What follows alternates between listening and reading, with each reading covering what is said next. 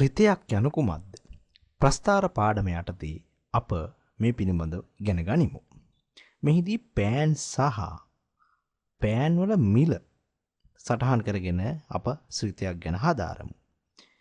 ඔබට පේනවා මේ කොටු ගසලා පෑන් ගන්න සහ පෑන් එක මිල පෙන්වලා තියෙනවා. පෑන් ගණන 1 සිට 5 දක්වාත් පෑන් එක මිල ගණන අනුව වැඩි වෙන ආකාරයක් පේනවා. ඒ වගේම x සහ y කියලා මම පෑන් ගන්න සහ පෑන් එක මිල සඳහන් කරලා තියෙනවා.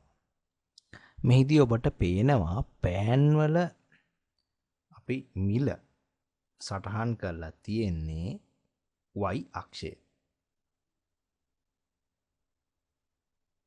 ඒ වගේම පෑන් ගණන x අක්ෂය.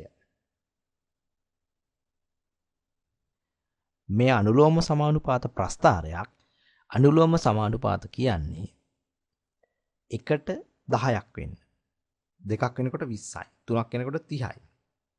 ඒ කියන්නේ යම්කිසි එක කොටසකට ඊළඟ කොටසේ වෙනස් වීම සමානව ඉදිරියට ගලාගෙන ගිහින් දිනනවා. ඒ කියන්නේ 1 2 3 4 5 දක්වා 10න් 10 වැඩි වෙමින් ගිහිල්ලා තමයි පෑන් එක මිල පෑන් ගණන අනුව ඉදිරියට ගලාගෙන ගොස් තියෙන්නේ. මේදී අපි ශ්‍රිතයක් කියන්නේ මොකක්ද? ශ්‍රිතයක් කියන්නේ රාශීන් දෙකක් අතර පවතින සම්බන්ධතාවය.